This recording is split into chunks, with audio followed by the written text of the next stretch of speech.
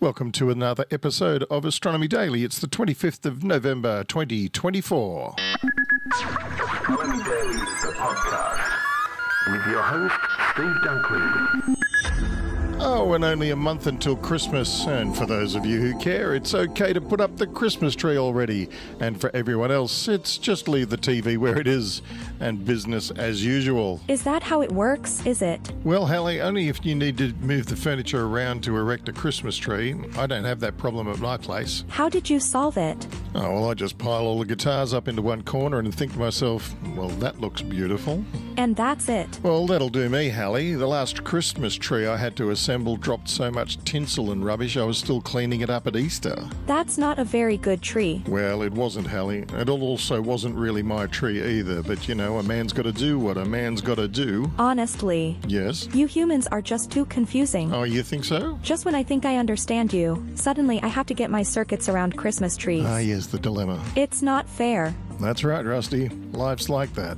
And speaking of not fair... Yes. Tell us, Hallie, what have you got in your Christmas sack? Well, I know you are revisiting one of your comet missions today with a great story about the Philae-mission. That's right. Listeners will likely recall in 2014, Philae was a little lander that was part of the Rosetta-mission that touched down on comet 67P Churyumov-Gerasimenko. Good grief. Wow. I know. Do you want to say that again? Not in a hurry, Hallie. And I've got an interesting story about how astronauts show slower task performance in space, but still seem to be able to maintain cognitive stability. Interesting. And crikey.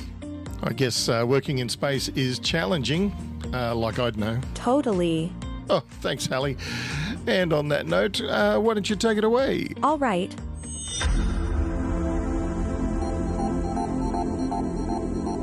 The effects of space travel on human physiology are profound, subjecting astronauts to conditions such as radiation, microgravity, disrupted sleep, and high-stress environments. These factors could potentially impact cognitive abilities, a critical concern given the complexity and high stakes of tasks performed aboard spacecraft. To address this, researchers from NASA's Behavioral Health and Performance Laboratory studied cognitive performance in 25 astronauts during 6-month stays aboard the International Space Station. This analysis represents the most comprehensive dataset of cognitive performance in professional astronauts to date. We show that there is no evidence of any significant cognitive impairment or neurodegenerative decline in astronauts spending 6 months on the ISS, said Dr. Sheena Dev, lead researcher at NASA's Behavioral Health and Performance Laboratory and first author of a study published in Frontiers in Physiology. Living and working in space was not associated with widespread cognitive impairment that would be suggestive of significant brain damage. The study utilized a battery of 10 subtests to evaluate various cognitive domains, measuring speed and accuracy at 5 intervals, before the mission, early and late in flight, and at 10 and 30 days post-mission. While astronauts demonstrated slower responses in processing speed, working memory, and attention during the mission, accuracy remained unaffected. The timing of these changes varied, with some resolving before mission completion and others persisting until astronauts returned to Earth. Slowed performance on attention, for example, was only observed early during the mission, while slowed performance on processing speed did not return to baseline levels until after the mission ended and crew were back on Earth, explained Dev. Importantly, no evidence of damage to the central nervous system was observed during these 6-month missions, and cognitive performance overall remained stable. The findings highlight that certain cognitive domains, such as processing speed and attention, are more susceptible to stress both on Earth and in space. Even on Earth, processing speed, working memory, and attention are cognitive domains that can show temporary changes when an individual is under stress. Other domains, such as memory, are less vulnerable to stressors, said Dev. The effects of space travel on human physiology are profound, subjecting astronauts to conditions such as radiation, microgravity, disrupted sleep, and high-stress environments. These factors could potentially impact cognitive abilities, a critical concern given the complexity and high stakes of tasks performed aboard spacecraft.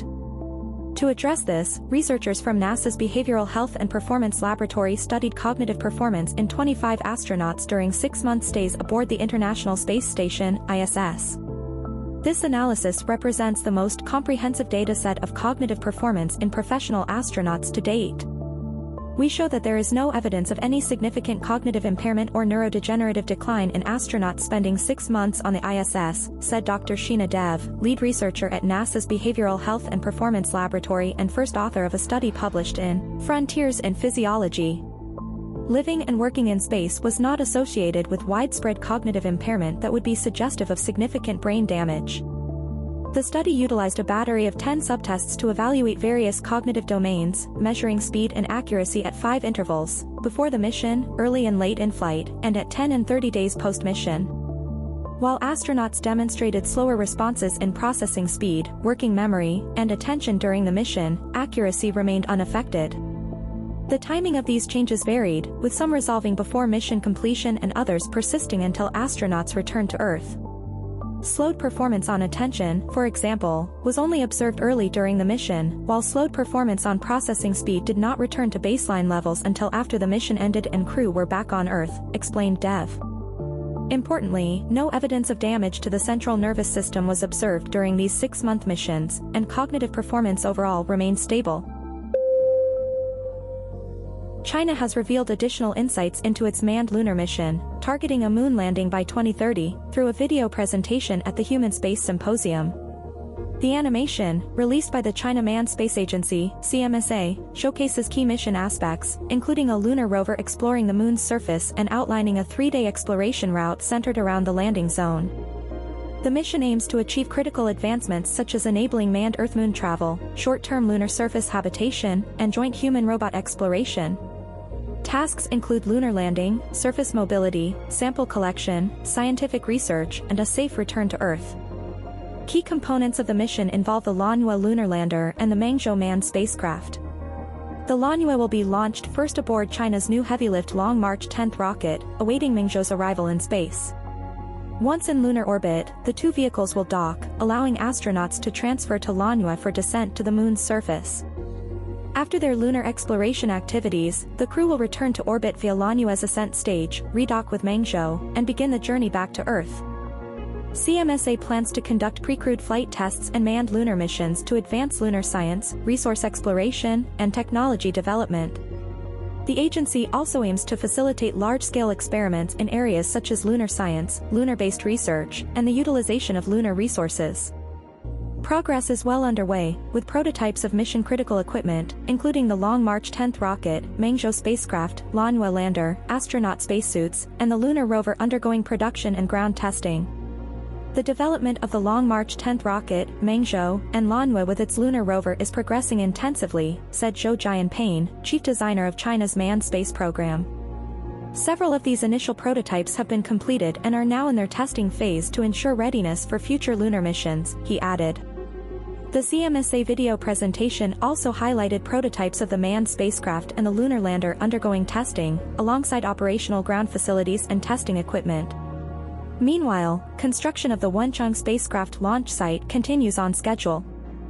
The Human Space Symposium, held November 21 to 22 in Shenzhen, China, brought together leading experts, astronauts, and academicians to discuss achievements in space science, the operation of China's space station, and the development of the National Space Laboratory. And that's all from me today. Over to my favorite human in the studio where, I notice, he has not cleared any space for a Christmas tree at all.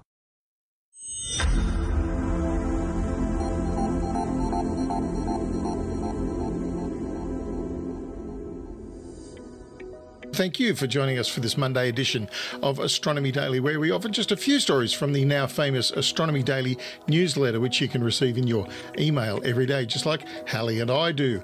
And to do that, just visit our URL, astronomydaily.io, and place your email address in the slot provided. Just like that, you'll be receiving all the latest news about science, space science, and astronomy from around the world as it's happening. And not only that, you can interact with us by visiting at Astro Daily Pod on X, or at our new Facebook page, which is, of course, Astronomy Daily on Facebook. See you there. Astronomy Daily with Steve and Hallie. Space, space science, and astronomy.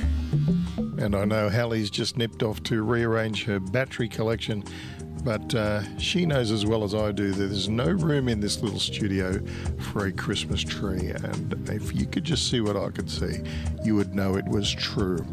And my philodendron didn't survive last summer anyway, so it can be pretty stuffy in here. Anyway, I can't be trusted with a whole tree anyway. Okay, here we go. On November 12, 2014, after a decade-long journey spanning the solar system and over 500 million kilometres, Rosetta's lander Philae made history by becoming the first spacecraft to touch down on a comet. As the European Space Agency marks the 10th anniversary of this groundbreaking achievement, they honour Philae's remarkable contributions to space exploration at Comet 67P Churyumov-Gerasimenko. When Rosetta arrived at Comet 67P on August 6, 2014, the mission team immediately began the race to select a suitable landing site for Philae.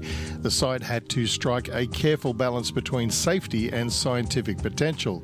Using high-resolution images captured by Rosetta, scientists meticulously analysed and debated various candidate sites. After weeks of deliberation, they chose a smooth-looking region on the smaller of the comet's two lobes. This location was named Agilkia, and it offered the best combination of stability and opportunities for groundbreaking science. Intense preparations followed, but the night before landing, a problem was identified. Philae's active descent system, which would have provided a downward thrust to prevent rebound at touchdown, could not be activated. Philae would have to rely on harpoons and ice screws in its 3 feet to fix it to the surface. Nonetheless, the green light was given after separating for Rosetta. Philae began its 7-hour descent to the surface of the comet. During the descent, Philae began sensing the environment around the comet, making stunning imagery as the first landing site came into view. Philae's touchdown at Agilkia was spot on. The sensors on Philae's feet felt the touchdown vibrations, generating the first recording of contact between a human-made object and a comet, but soon became clear that Philae's harpoons hadn't fired and it had taken flight once again. In the end, Philae made contact with the surface 4 times, thanks to an automatic sequence that was triggered by the first touchdown signal. Philae's instruments were operating while in flight, collecting unique data that would later yield important results. It was also an unexpected bonus that data were collected at more than one location, providing the first direct measurements of surface characteristics and allowing comparisons between the touchdown sites. For example, Philae felt the difference in surface texture and hardness as it bounced from one site to another. At the first landing site, it detected a soft layer several centimetres thick. Milliseconds later, it encountered a much harder layer after colliding with a cliff. Philae scraped through its second touchdown site, providing the first in-situ measurement of the softness of the icy dust interior of a boulder on a comet. The simple action of Philae stamping an imprint in billions of years old ice revealed the boulder to be a fluffier than froth on a cappuccino, equivalent to a porosity of around 75%. Philae then hopped about 30 metres to the final touchdown site named Abydos, where its SIVA cameras provided the first image of a human-made object touching a 4.6 billion-year-old solar system relic. The exact location on the comet would remain hidden from view for almost 2 years. In this location, Philae's MUPUS hammer penetrated a soft layer before encountering an unexpectedly hard surface a few centimetres below the surface. Philae listened to the hammering with its feet, recording the vibrations that passed through the comet. This was the first time since the Apollo 17 mission to the Moon in 1972 that active seismic measurements were conducted on a celestial body. MUPUS also carried a thermal sensor which measured the local changes in temperature from about minus 180 degrees Celsius to 145 degrees Celsius, in sync with the comet's 12.4-hour day, the first time the temperature cycle of a comet had been measured at its surface. Meanwhile, the CONSERT experiment, which passed radio waves between Rosetta and Philae through the comet in the first cometary sounding experiment, revealed the interior of the comet to be a very loosely compacted mixture of dust and ice, with high porosity of 75 to 80%. During the bouncing, Philae's Cossack and Ptolemy instruments sniffed the comet's gas and dust, important traces of the raw materials present in the early solar system. Cossack revealed a suite of 16 organic compounds comprising numerous carbon and nitrogen-rich compounds, including methyl isocyanate, acetone, propionaldehyde and astamide that had never before been detected in comets. The complex molecules detected by both Cossack and Ptolemy play a key role in the synthesis of the ingredients needed for life. Philae's bouncing also allowed it to measure the magnetic field at different heights above the surface, showing the comet is remarkably non-magnetic. Detecting the magnetic field of comets has proven difficult in previous missions, which have typically flown past at high speeds relatively far from comet nuclei.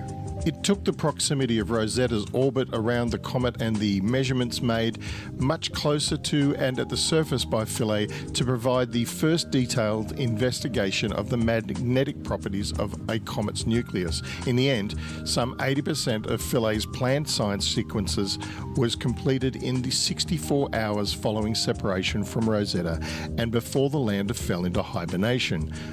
While Philae hibernated, Rosetta continued returning an unprecedented wealth of information from the comet as it orbited around the Sun, watching the comet's activity reach a peak and then slowly subside again. Rosetta's mission was drawing to its planned end with its own daring descent to the surface at a site named Sais. Philae's landing site was revealed in an orbit imagery, a final twist in what had become one of the greatest stories of space exploration. The European Space Agency has an impressive legacy in small body exploration, with the Rosetta-Philae double act inspiring the next generation of comet asteroid chasers. The European Space Agency's Giotto mission to fly by comet Halley, hello Halley, in 1986 was the first mission to image a comet's surface. The Rosetta mission was the natural step, becoming the first to orbit a comet as well as deploying a lander to its surface. Rosetta was also the first to follow a comet around the Sun, monitoring its activity as it made its closest approach to the Sun. Rosetta paves the way for upcoming comet interception mission, which, unlike its predecessors, will probe a comet visiting our solar system for the first time. As such, the comet will contain material that has undergone minimal processing, offering a cleaner look and a pristine material from the dawn of the solar system before it was sculpted by heat of the Sun. The mission will consist of a primary craft and 2 probes, providing a multi-angled view of the comet. The European Space Agency is also visiting asteroids with its flagship planetary defender Hera on its way to survey Dimorphos, following NASA's impact experiment to alter its trajectory, a grand-scale test of planetary defense techniques. Hera's orbit scheme is borrowed directly from Rosetta, and the mission's 2 smaller satellites carry radar and dust measuring instruments based on those designed for Rosetta. Meanwhile, Ramses will accompany asteroid Apophis as it makes an exceptionally close to flyby of Earth in 2029, and suitcase-sized Margot will be the smallest spacecraft to perform its own independent mission in space when it rendezvous with a small near-Earth asteroid later this decade.